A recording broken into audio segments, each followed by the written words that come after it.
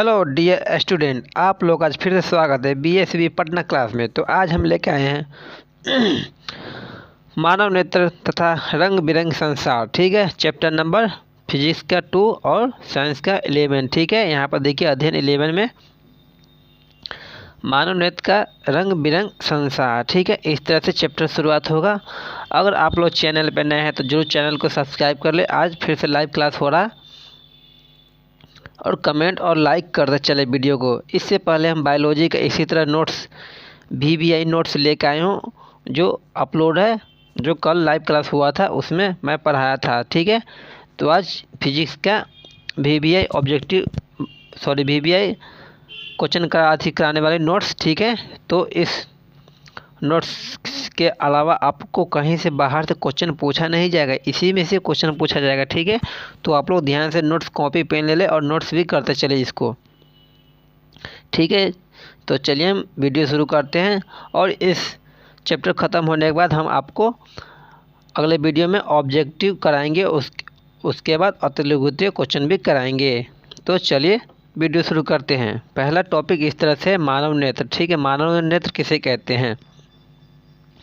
देखिए, मानव नेत्र के बारे में जानते हैं। यह एक अत्यंत मूल्यवान एवं सुग्राह्य क्या है, ज्ञानेंद्रिय है। ठीक है ना, यह हमें इस उद्भव संसार तथा हमारे चारों ओर के रंगों को देखने योग्य बनाता है। ठीक है ना, यह नेत्र गोलक में स्थित होता है। कहाँ होता है स्थित? गोलक में स्थित होता है। नेत्र गोलक का व्यास लगभग कितना होता है? तो 2.3 सेंटीमीटर होता है। ये आप लोग याद रखिए, ये सब आपको ऑब्जेक्टिव में भी पूछा जाएगा। चलिए आगे देख लेते हैं इसका कुछ और टॉपिक। बहुत सारे टॉपिक है। मानव नेत्र के विभिन्न भाग एवं उनके कार्य, क्या क्या कार्य है चलिए देखते हैं। पहला है श्वेतमंडल या कॉर्निया। ठीक है, यह नेत्र के अग्रभाग पर एक पारदर्शी झिल्ली है। ठीक है, नेत्र में प्रवेश करने वाली प्रकाश किरणें का अधिकांश अपवर्तन कॉर्निया के बाहरी पृष्ठ पर होते हैं। ठीक है ना, कहाँ पर होते हैं? बाहरी पृष्ठ पर। चलिए आगे लेंस देख लेते हैं। यह एक उत्तल लेंस है। ठीक है, यह एक उत्तल लेंस है जो प्रकाश को रेटिना पर क्या है, अभिसरित करता है। यह एक रेशेदार है। ठीक है, जहरीला पदार्थ का बना होता है। लेंस केवल विभिन्न दूरियों पर रखी वस्तुओं को रेटिना पर फोकस करने के लिए आवश्यक फोकस दूरी के शून्य समायोजन करता है। ठीक है ना, इस तरह से लिखा हुआ टॉपिक आप नोट भी कर सकते हैं वीडियो को रोककर। चलिए आगे देख लेते हैं।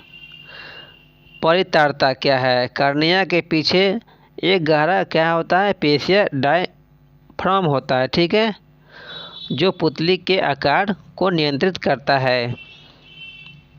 चलिए पुतली के बारे में जानते हैं। पुतली क्या है?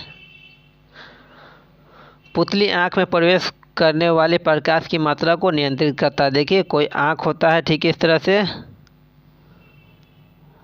यहाँ पर सूरज की किरणें, कोई किरणें सीधा यहाँ प्रवेश करती है तो इसको क्या करता है, ये नियंत्रित करता है। ठीक है ना।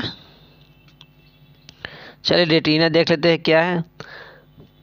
यह एक कोमल सूक्ष्म झिल्ली है जिसमें प्रकाश सुग्राही कोशिकाओं अधिक संख्या में पाई जाती है। ठीक है, प्रदीप्त होने पर प्रकाश सुग्राही कोशिका सक्रिय हो जाती है, यानी सिकुड़ जाती है। ठीक है, तथा विद्युत सिग्नल पैदा करती है। यह सिग्नल दृक् तंत्रिकाओं द्वारा मस्तिष्क तक पहुंचा दिया जाता है। ठीक है, मस्तिष्क में भी पहुंचा दिया जाता है। मस्तिष्क इन सिग्नलों की व्याख्या करते हैं और हम वस्तुओं को देख पाते हैं। ठीक है ना। चलिए आगे पिक्चर दिखाते हैं किस तरह से है। देखिए इस तरह से है। ठीक है, ये सो क्या बोलते हैं, दृष्टि पटल बोलते हैं। लेंस कौन हो गया? ये वाला लेंस हो गया हमारा। ठीक है, ये क्या हो गया, रेड वाला, ये नेत्रोदन हो गया और ये श्वेत मंडल हो गया। ठीक है, चलिए आगे और देखते हैं इसमें क्या क्या है।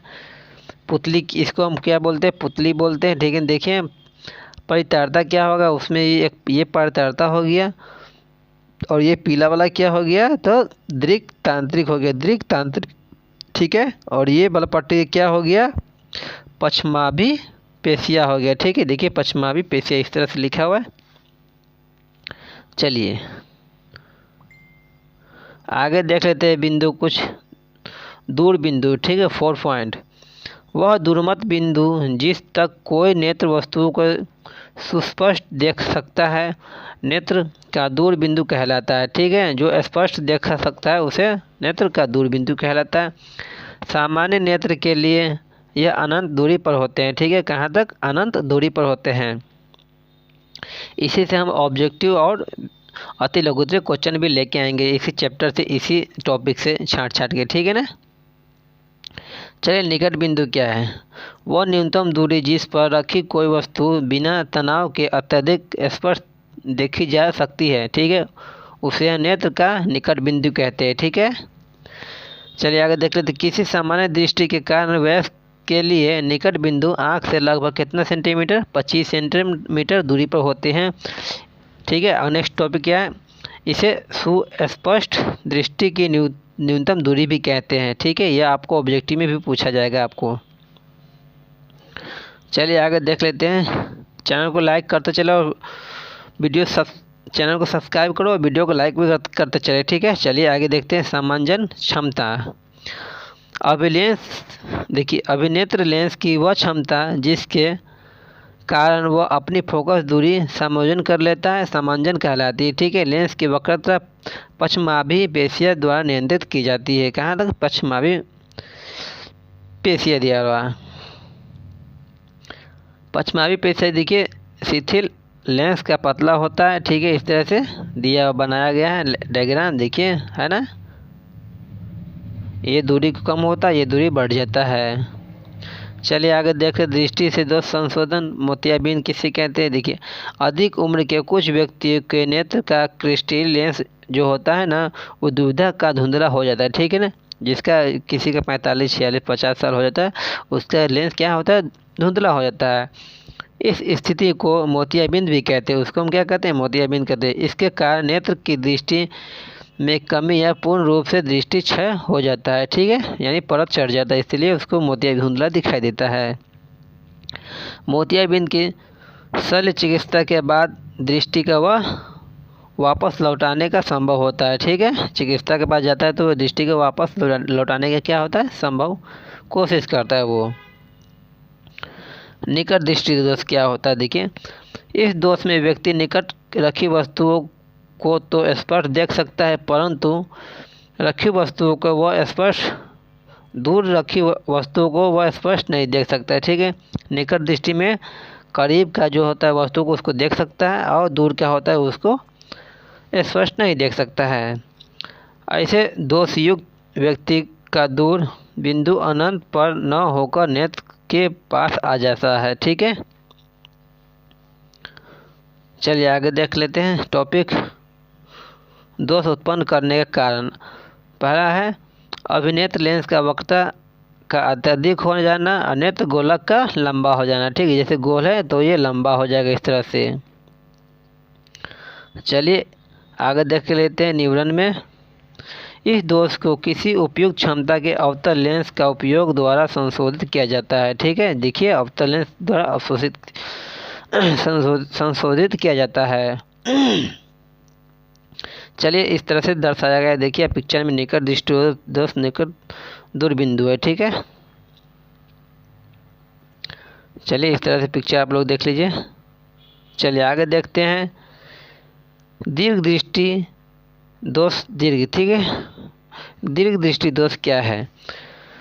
दृष्टि दोष युक्त कोई व्यक्ति दूर की वस्तुओं को तो स्पष्ट देख सकता है, परंतु निकट रखी वस्तुओं को तो स्पष्ट नहीं देख सकती है। ठीक है, उसे हम क्या कहते हैं? दूर दृष्टि दोष कहते हैं। ठीक है, ऐसे दोष युक्त व्यक्तियों को निकट बिंदु सामान्य निकट बिंदु यानी 25 सेंटीमीटर दूर हट जाता है। ठीक है, से दूर हट जाता है। दोष उत्पन्न होने के कारण, क्यों दूर दृष्टि उत्पन्न होता है, क्यों, क्या कारण इसका है? चलिए इसका देख लेते। कारण अभिनेत्र लेंस की फोकस दूरी के अत्यधिक हो जाना। ठीक है, नेत्र गोलक का छोटा हो जाना। जैसे ये गोला था अब ये इतने छोटा हो गया, इसलिए इसकी दूर दृष्टि हो गया। निवारण देख लेते कि निवारण कैसे होगा। इस दोष के उपयुक्त क्षमता को उत्तल लेंस का इस्तेमाल करने संशोधित किया जाता है। उत्तल लेंस हमसे इसमें लगा देंगे तो ये ठीक हो जाएगा। ठीक है ना, देखिए लेंस यहाँ लग गया है। ठीक है, इस तरह से दर्शाया पिक्चर में। देखिए आप लोग चलिए जरा दूरदृष्टि क्या होता है अब।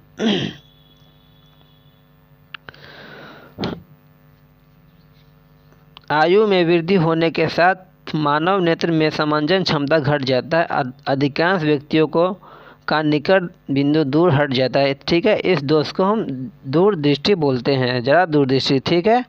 कारण क्या है? यह पक्षमावी पेशियाँ के धीरे धीरे दुर्बल होने का क्रिस्टलीय लेंस के लचीलेपन में कमी आने के कारण उत्पन्न होता है, ठीक है। चलिए आगे देखते हैं इसका निवारण क्या है। इसमें हम क्या उत्तल लेंस का प्रयोग करते हैं, ठीक है। कौन? उत्तल लेंस का प्रयोग करते हैं। चलिए आगे देखते हैं। कभी कभी किसी व्यक्ति के नेत्र में दोनों ही प्रकार का दोष हो जाता है, ठीक है। निकट दृष्टि दोष और दूरदृष्टि दोष, इस तरह से दोनों हो जाता है। ऐसे व्यक्तियों के लिए क्या द्विफोकल लेंस की आवश्यकता होती है, जैसे ऊपरी भाग अवतल लेंस और निचली भाग उत्तल लेंस, ठीक है। चलिए देख लेते हैं आगे क्या है। दोनों नेत्र का सिरा पर सामने की ओर स्थिति होने का लाभ क्या है? इससे हमें त्रिविम चाक्षुषी का लाभ मिलता है। इससे हमारा दृष्टि क्षेत्र विस्तृत हो जाता है।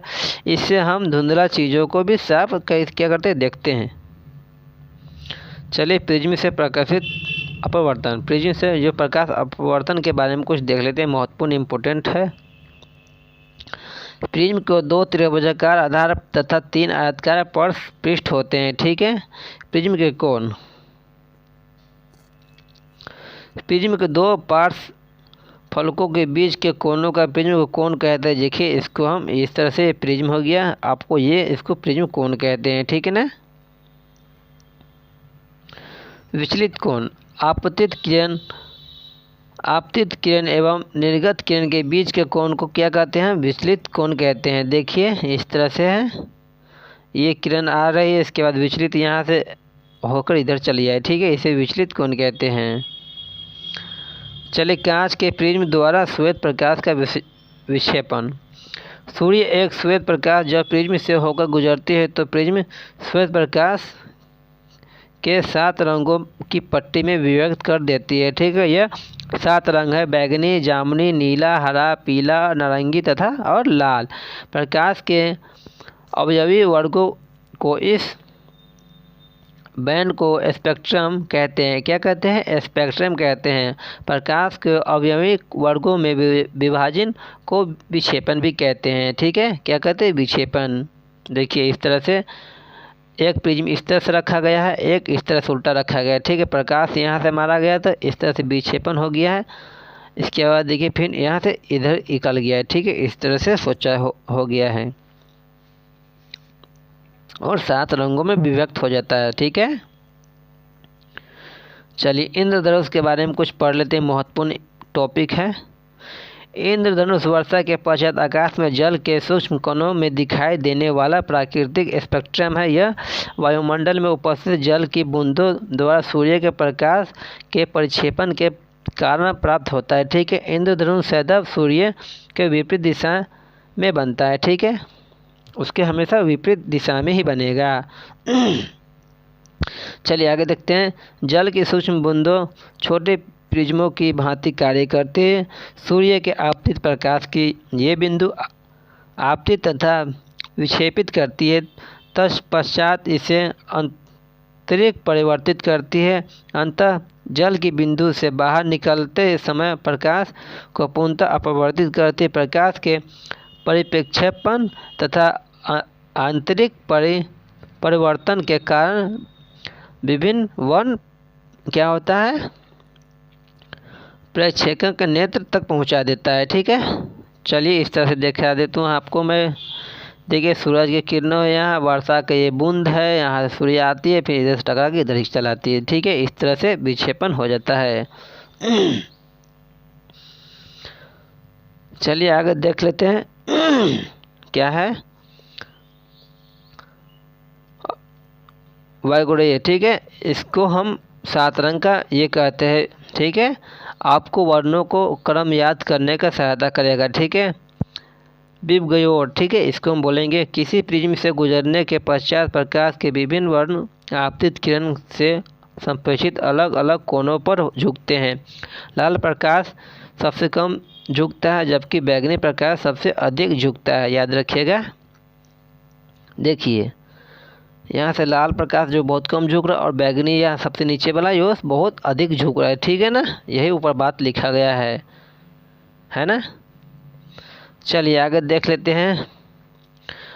आइजैक न्यूटन ने सर्वप्रथम सूर्य का स्पेक्ट्रम प्राप्त करने के लिए कौन कांच का प्रिज्म का उपयोग किया था, ठीक है। कौन? आइजैक न्यूटन, याद रखिएगा।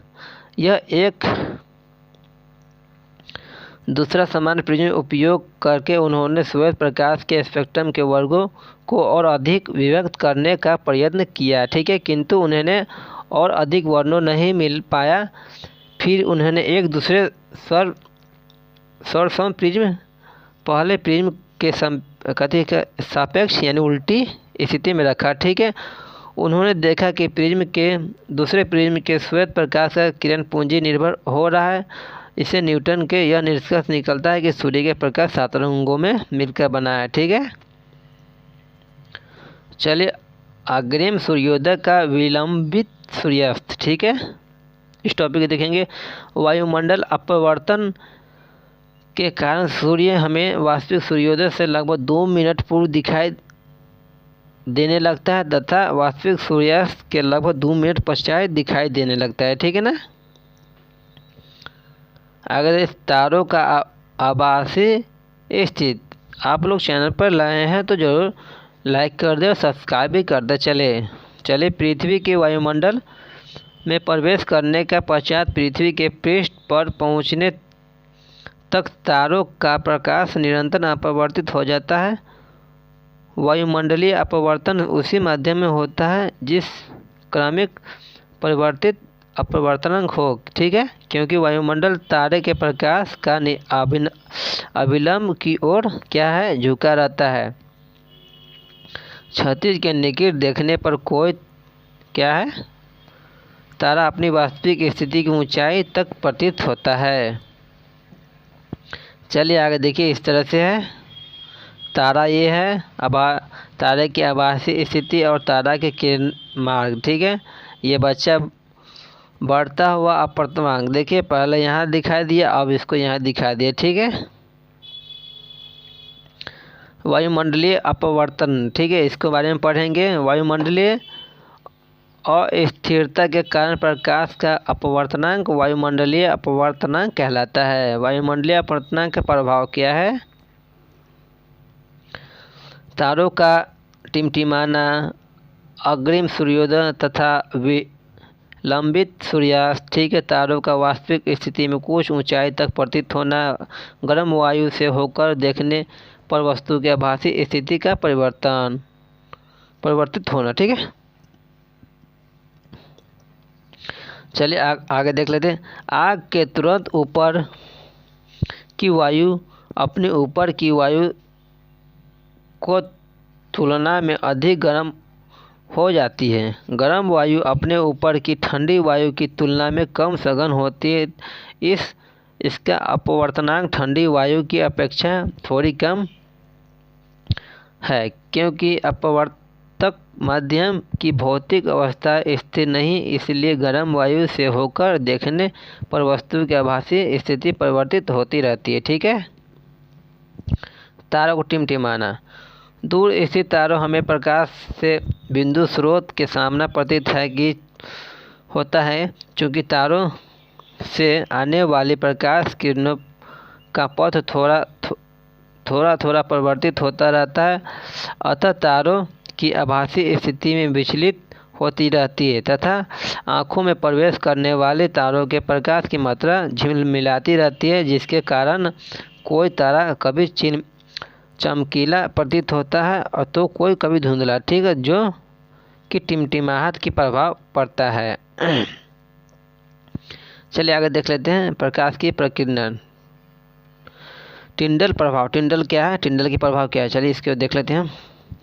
जब कोई प्रकाश की किरण का पुंज वायुमंडल में महीनों कणों जैसे धुआं, जल की सूक्ष्म बूंदों धूल के निलंबित कण का वायु के अणु से टकराता है तो उस किरण पुंजी का मार्ग दिखाई देने लगता है। ठीक है, कोलाइडी कणों का द्वारा प्रकाश के प्रकीर्णन के परिघटन टिंडल का प्रभाव उत्पन्न होता है। चलिए उदाहरण देख लेते हैं।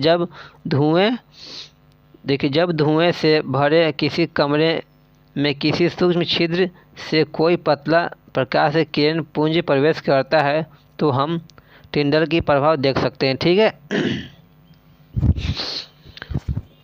जब किसी घने जंगल में वितन के सूर्यास्त का प्रकाश गुजरता है तो भी टिंडल का प्रभाव देख सकते हैं। ठीक है, आप कहीं भी खिड़की से देखिए रोशनी भी आता रहता है तो वहाँ पर आप टिंडल का प्रभाव देख सकते हैं। चलिए, प्रकीर्णन का सूत्र ये हो जाएगा आपको प्रकीर्णन अल्फा इंटू 1/γ4। ठीक है, इस तरह से हो जाएगा। ये प्रकाश का तरंग दैर्घ्य है। प्रकीर्णक प्रकाश का वर्णन प्रकीर्णन न करने वाले कणों का आकार का निर्भर करता है। अत्यंत सूक्ष्म कण मुख्य रूप से